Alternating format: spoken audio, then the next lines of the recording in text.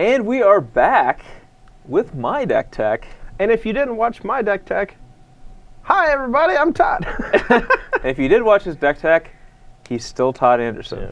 And I am battling with Azban Junk. I almost called it Junk Abzan. Yeah, Abzan Junk. Dude, it's a hard name to pronounce, I want to say that I like a lot of the new names, but I think Abzan is the worst of them. If it was Azban, it would be way better, right? Exactly. It would flow off the tongue a little better. Although I think there would be too much correlation between that and Azkaban from Harry Potter.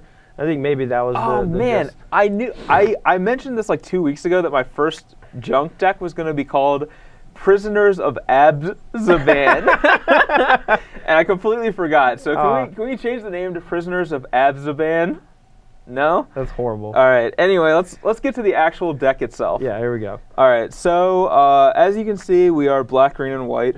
As you can see, we also have a ton of cards that you can't see. Yeah, we have lots of proxies. Yeah. So that means I'm playing a lot of cards from Khans of Tarkir. To start things off, I have the classic Elvish Mystic and Voyaging Satyr. I was going to start off with the card that I can't beat if it hits play too early. Oh, yeah. Well, let's start off with Anafenza. I guess begin with the Foremost. Yeah. Anafenza the Foremost. So it's a Loxodon Smiter that whenever it attacks, you get to put a counter on a tapped creature you control, not her, but a different one. Yeah.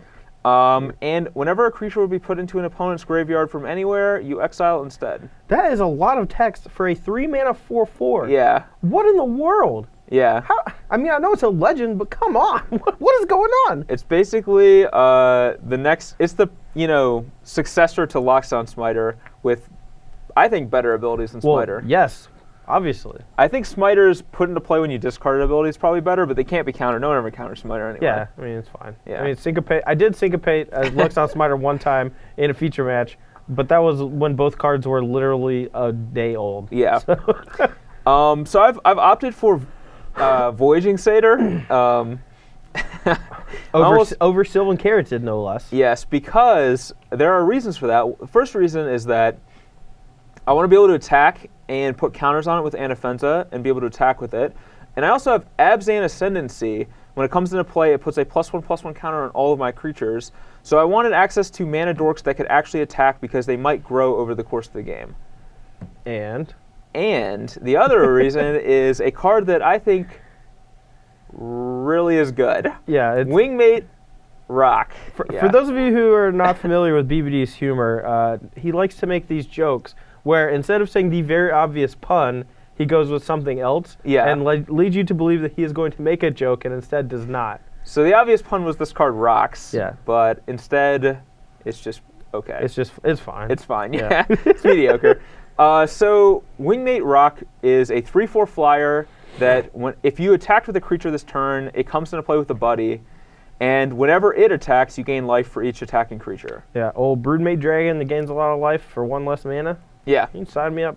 Sounds good. Yeah, pretty good. So I wanted cheap creatures that attack to trigger the Wingmate Rock, and Courser is probably the best of the bunch because it's got a big old booty. Yeah, it's hard to kill. Yeah, so you can probably jam your Courser into their Courser and then cast your Wingmate Rock, and it is a rock-solid line of play. Yeah, so one question. Why are we playing Voyaging Satyr over something like Golden Hind that has a little more power?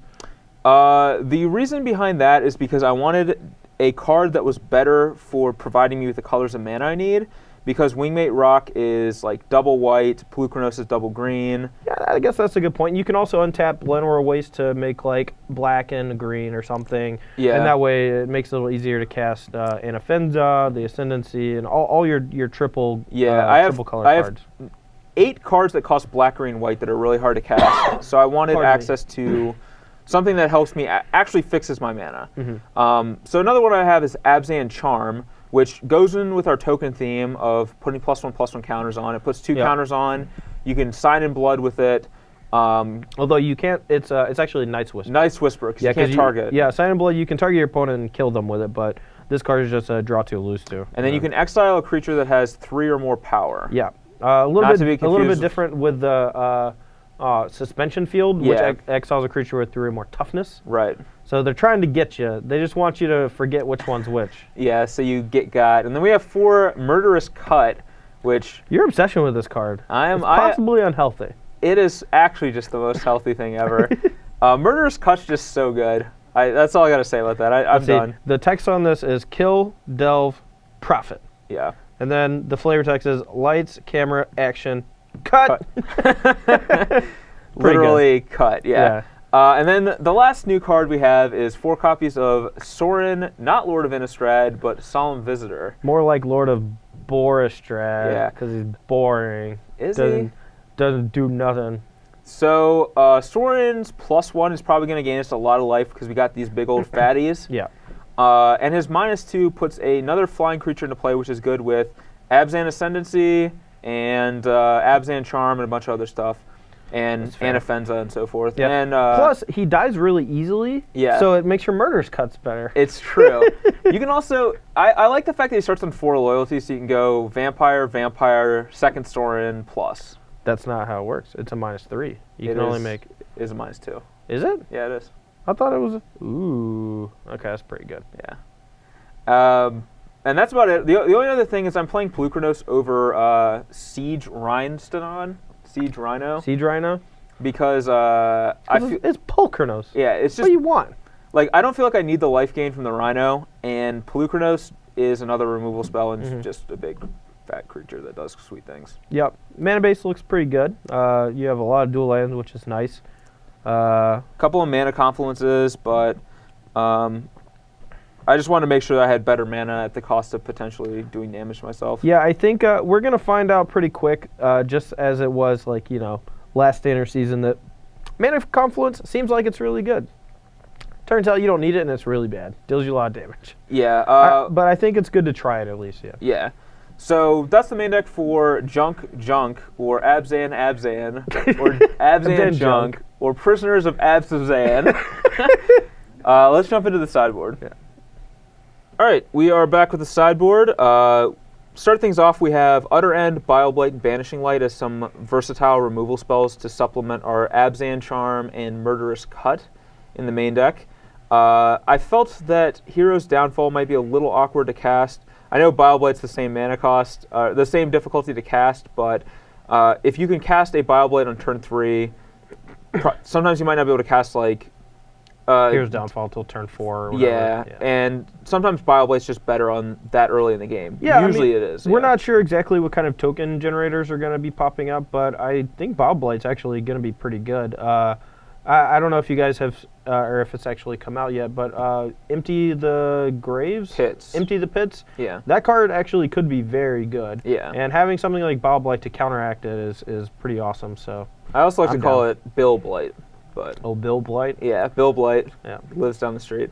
And then an Utter End as well, because I want some way to deal with Planeswalkers. 4 Thoughtseize for more grindy / Planeswalker type decks. A couple Nyx Fleeces for the aggressive decks. And then Nasty Nissa, which is, she's there for... She comes in against slow decks that don't have Sarkhan.